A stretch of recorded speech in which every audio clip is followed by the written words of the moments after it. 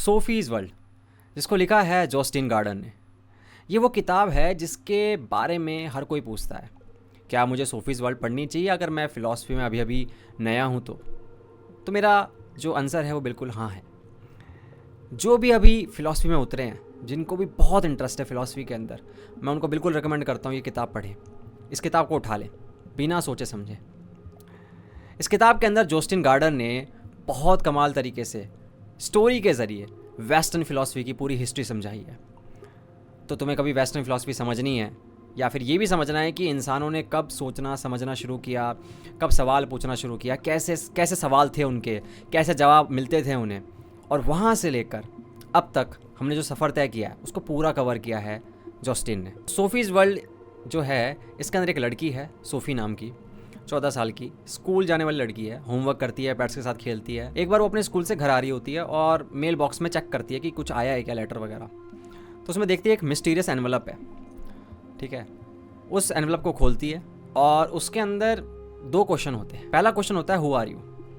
इसको सोफ़ी पढ़ के पूछती है, यार ये कितना ऑब्वियस है ना, मतलब मैं कौन हूँ, मेरा नाम ये है, मैं यहाँ रहती हूँ। हम बेसिकली यही जवाब देते हैं जब हमसे पूछा जाता है हु आर यू, अपना नाम बता देते हैं या जॉब बता देंगे या फिर कहाँ रहते हैं ये बता देंगे। लेकिन ये क्वेश्चन जो है ना, सोफ़ी को थोड़ा सा परेशान कर देता है। सोफ़ी को लगता है यार ये क्वेश्चन ना बहुत गहरा है, इसका जवाब जो है ना इतना सिंपल नहीं है। अक्सर आपने देखा होगा इंडियन फ़िलासफ़ी के अंदर भी इस क्वेश्चन को काफ़ी एक्सप्लोर किया गया है। हम हैं कौन, क्या हम अपनी बॉडी है, माइंड है, सेंसेस हैं, या इसके परे भी कुछ है, आत्मा है कोई, कॉन्शियसनेस है कोई। आपने देखा होगा ये सवाल बहुत इंडियन फ़िलासफ़ी के अंदर कवर किया जाता है। तो ये सवाल जो था पहला, सोफ़ी को थोड़ा परेशान करता है।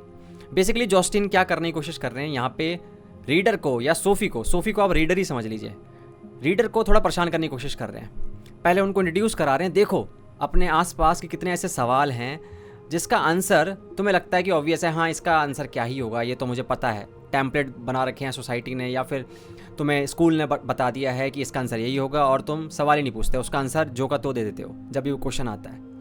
लेकिन यहाँ पे जॉस्टिन पुश कर रहे हैं आपको इस तरफ कि देखो कुछ ऐसे सवाल भी हैं जिनका जवाब हमें नहीं पता है और उनके बारे में सोचने में ही मज़ा है, उसको एक्सप्लोर करने में ही मज़ा है। तो एक टेस्ट डेवलप कर रहे हैं पहले आपका जॉस्टिन। दूसरा क्वेश्चन वो पूछते हैं कि दुनिया कहाँ से आई। अब ये सवाल भी बेसिकली बहुत इंपॉर्टेंट है।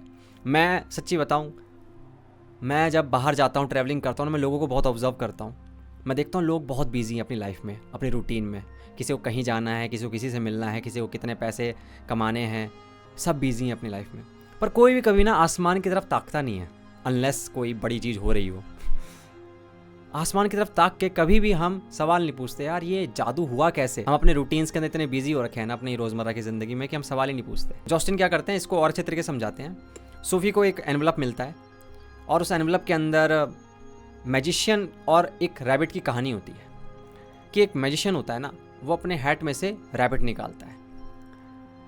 ये रैबिट तुम नहीं हो, ना जादूगर तुम हो, ठीक है। वो मैजिक दिखा रहा है मैजिशियन। तुम कौन हो पता है? ह्यूमंस कौन है? ह्यूमंस उस रैबिट के फर में रहने वाले कीड़े हैं, इंसेक्ट्स हैं।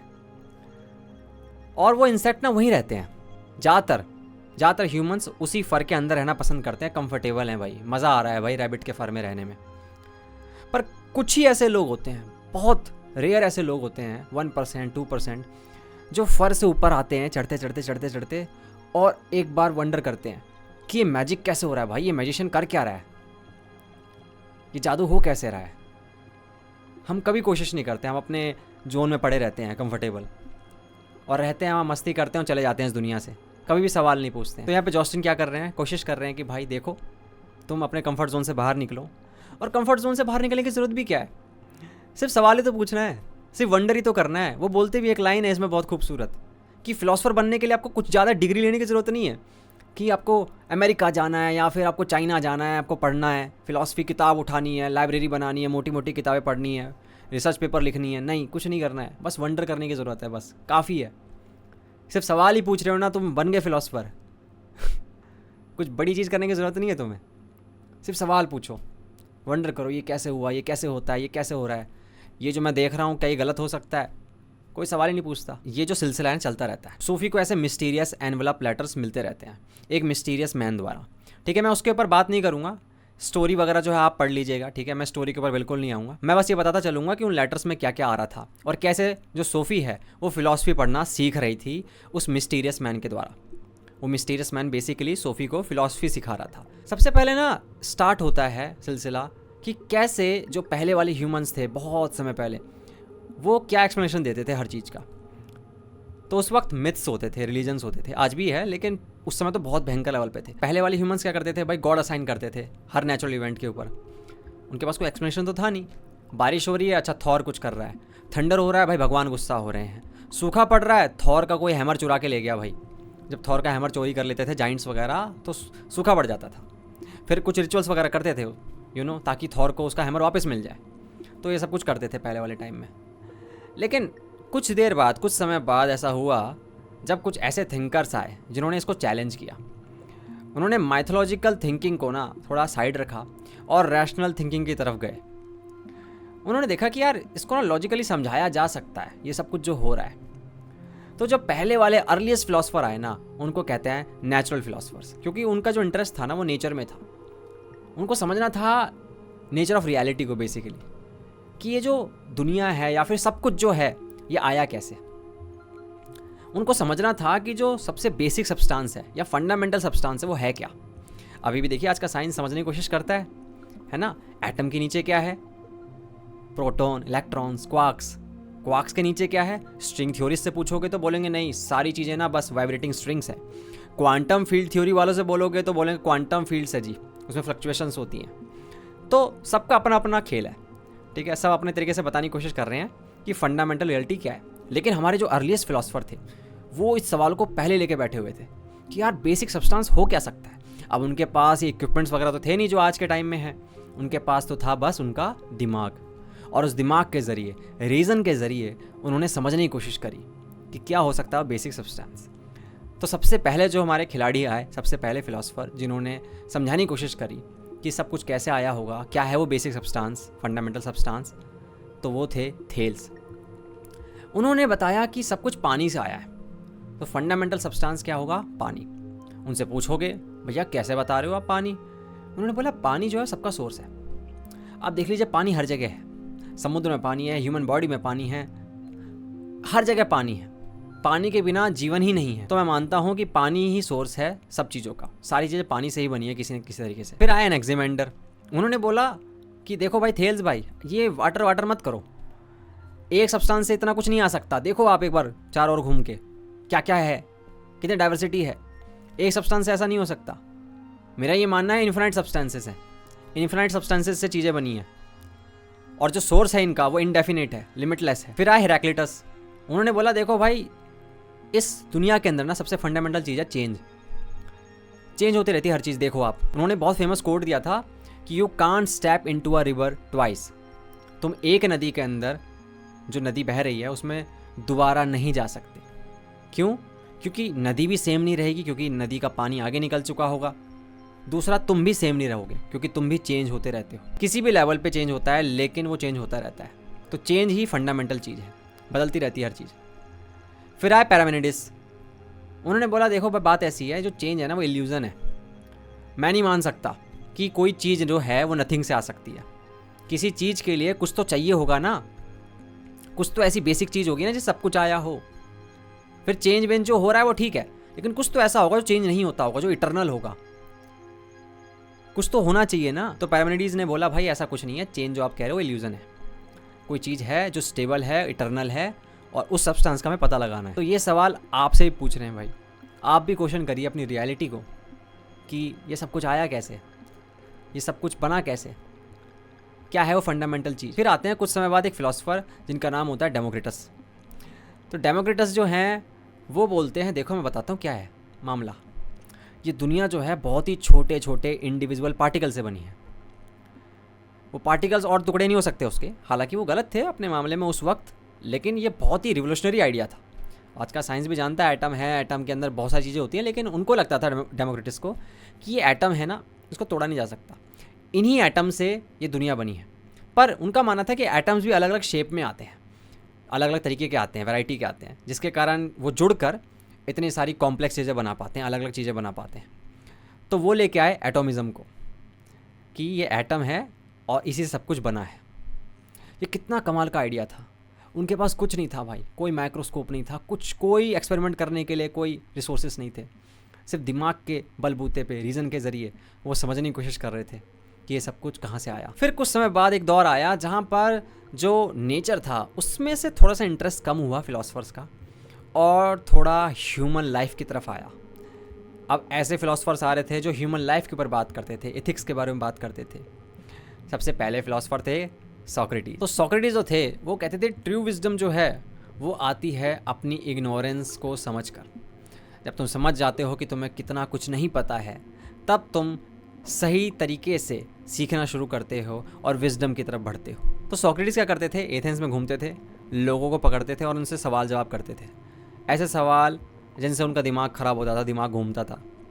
फिर क्या करते थे, सामने वाला जवाब देता था, सोक्रेटिस और सवाल करते थे, सामने वाला जवाब देता था, सोक्रेटिस और सवाल करते थे, और ऐसे सवाल जवाब करते रहते थे और उसको लॉजिकली ट्रैप कर लेते थे। तो सोक्रेटिस ने ना उस समय ना लोगों को क्वेश्चन करना सिखाया कि क्वेश्चन करो भाई, हर चीज़ को क्वेश्चन करो। उन्होंने कहा सब कुछ क्वेश्चन करो ना, गॉड को, रिलीजन को, जो तुम्हें लगता है क्वेश्चन किया जा सकता है क्वेश्चन करो। लेकिन सोक्रेटिस जो थे वो बेचारे ऑथोरिटीज़ के नज़र में आ गए, और अथॉरिटीज़ को ये लग रहा था कि ये यूथ को करप्ट कर देगा। ठीक है, ये कर रहा है एक्चुअली में यूथ को करप्ट।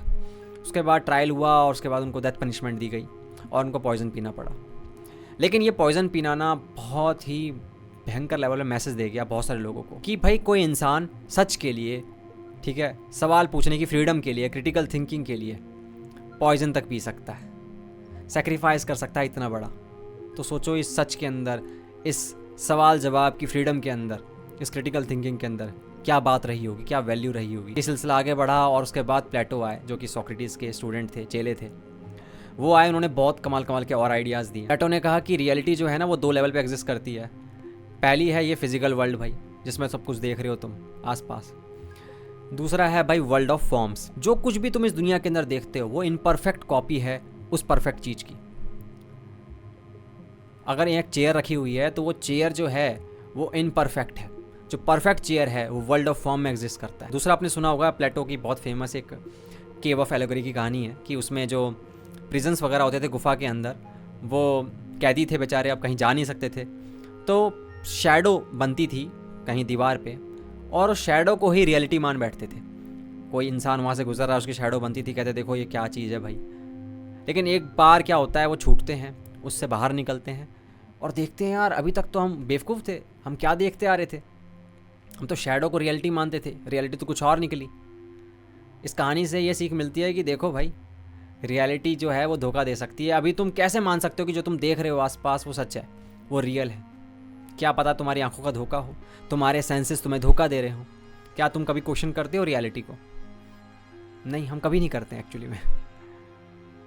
तो इस तरीके से सोफ़ी जो है उसका दिमाग भी घूम रहा था, सोफ़ी भी सीख रही थी कि किस तरीके के फ़िलासफ़र्स आए हैं, उन्होंने क्या क्या पूछा, क्या क्या बताया और किस तरीके से दुनिया को देखने का एक नया नज़रिया दिया। प्लेटो के बाद आते हैं भाई एरिस्टोटल। अब एरिस्टोटल भी क्या है, प्लेटो के स्टूडेंट हैं। वो आते हैं और वो तो बिल्कुल ही अलग ही उनका अप्रोच था। उन्होंने एनिमल्स को स्टडी किया, प्लांट्स को स्टडी किया, पॉलिटिकल सिस्टम को स्टडी किया। उनका सिस्टम इतना अच्छा था, स्टडी करने का अप्रोच जो था वो इतना साइंटिफिक था, इतना बढ़िया था कि आज के जो साइंटिस्ट उनको पढ़ते हैं कहते हैं भाई एरिस्टोटल को अगर हम उस समय जाके इक्विपमेंट दे देते ना, वो रिसोर्सेज दे देते, तो वो बड़ी बड़ी डिस्कवरी तो उसी वक्त कर देता। इतना बढ़िया अप्रोच था एरिस्टोटल का। क्या तुम कभी सवाल करते हो ऐसे कुछ जैसे एरिस्टोटल उस वक्त कर रहे थे? क्या तुम कभी पूछते हो कि मधुमक्खी उड़ती कैसे है, ये हेक्सागोन वाले ही शेप में छत्ता क्यों बनाती है अपना, ऐसा क्यों है भाई, इसको कैसे पता हेक्सागोन ही बनाना है? कभी सवाल किया तुमने? अब एक दौर ऐसा आता है जहाँ पर जो ग्रीक कल्चर होता है वो वर्ल्ड में फैलने लग जाता है धीरे धीरे करके, ठीक है, जिसको हेलेनिस्टिक एज कहते हैं। अलेक्जेंडर द ग्रेट के बाद ये एज आता है, फेज़ आता है जहाँ पर ग्रीक कल्चर जो हर जगह फैल रहा है। तो इसके कारण क्या होता है, ग्रीक कल्चर ना हर चीज़ के अंदर मिलने जुलने लग जाता है, घुलने मिलने लग जाता है। फिर मिडिवल टाइम्स आते आते ऐसे बहुत सारे फिलोसफर्स आए जिन्होंने ग्रीक कल्चर उठाया, ग्रीक फिलोसफी उठाई और उसको क्रिश्चियन थियोलॉजी के साथ मिलाने की कोशिश करी। जैसे कि सेंट अगस्टिन आए थे, थॉमस एक्विनस आए थे, ऐसे काफ़ी फिलोसफर्स थे। फिर धीरे धीरे करके वक्त बदला और एक ऐसा वक्त आया जब जो फेथ था, रिलीजन था, कमज़ोर पड़ रहा था और साइंस जो है वो ऊपर आ रहा था। ऐसे काफ़ी लोग आ रहे थे, काफ़ी ऐसे साइंटिस्ट आ रहे थे जो सवाल पूछ रहे थे नेचर को देखकर, और उनका एक्सप्लेनेशन बड़ा कमाल का था। वो मैथमेटिक्स के ज़रिए, मैथमेटिकल लॉज के ज़रिए नेचर को एक्सप्लेन करने की कोशिश कर रहे थे। हमारे न्यूटन ने कैसे एक्सप्लेन किया आपको पता है, ग्रेविटी, ठीक है। गैलीलियो थे, उन्होंने बहुत कुछ देखा और उसके बाद मैथमेटिक्स के ज़रिए, अपने साइंस के ज़रिए चीज़ों को समझाने की कोशिश करी। फिर धीरे धीरे करके ना एक ऐसा समय आया जहाँ पर ना एक सवाल उमड़ा लोगों के दिमाग में, फिलोसफर्स के दिमाग में, कि यार हम ये कैसे जान सकते हैं कि हम इसको सही से जानते हैं। मतलब सर्टेनिटी कैसे अचीव करें भाई हम, मैं कैसे मान लूँ कि ये चीज़ एग्जिस्ट करती ही करती है, या जो मैं जानता हूँ वो सही है। तो सबसे पहले फिलोसफर इस मामले में आए रेने देकार्टे, जिन्होंने कहा कि ठीक है भाई मैं पता लगाता हूँ, ठीक है, कि क्या चीज़ सर्टेन है भाई, कैसे पता लगा सकते हैं कि ये चीज़ तो है ही, ये तो रियल है ही, ये एग्जिस्ट करती ही है। तो एक सिस्टम निकाला उन्होंने जिसको कहते हैं मेथोडिकल डाउट। इसमें उन्होंने बोला कि मैं ना सब कुछ डाउट करूँगा, मैं हर चीज़ पर सवाल जवाब करूँगा, डाउट करता रहूँगा जब तक कि मैं एब्सोल्यूट सर्टेनिटी तक ना पहुँच जाऊँ कि ये तो है ही, ये तो एग्जिस्ट करती है। फिर उन्होंने क्या किया, सब चीज़ों पर डाउट करना शुरू किया। सब चीज़ों पर डाउट करते उनके दिमाग में ये आया कि जो मैं डाउट कर रहा हूँ वो भी तो एक थिंकिंग फॉर्म है। इसका मतलब ये है कि मैं थिंकिंग कर रहा हूँ, और अगर मैं थिंकिंग कर रहा हूँ तो जो थिंकर है वो भी एग्जिस्ट करता होगा। इसी कारण उन्होंने बहुत फेमस कोट दे दिया अपना कि I think therefore I am, वहाँ से ही निकला। साथ ही साथ उन्होंने ये बताया कि भाई जो नॉलेज होती है ना वो रीज़न के ज़रिए आती है, हमें ट्रू नॉलेज जो है रीज़न के ज़रिए मिलती है, जिसको रैशनलिज्म बोलते हैं। लेकिन दूसरी ओर भाई एक अलग ही लड़ाई छिड़ गई। कुछ ऐसे लोग आए जैसे कि जॉन लॉक या डेविड ह्यूम, जो कि एम्पिरिसिस्ट थे, जिसको कहते हैं, जिस फिलॉसफी को कहते हैं एम्पिरिसिज्म, जो ये कहते हैं जो नॉलेज है ना वो रीज़न से नहीं आती, वो एक्सपीरियंसेस से आती है। जो ह्यूमन माइंड होता है ना जब जन्म लेता है तो ब्लैंक स्लेट की तरह होता है, खाली होता है बिल्कुल, फिर एक्सपीरियंसेस के ज़रिए वो नॉलेज गेन करता है। क्या बात करो रहने भाई, ऐसा थोड़ा ना होता है।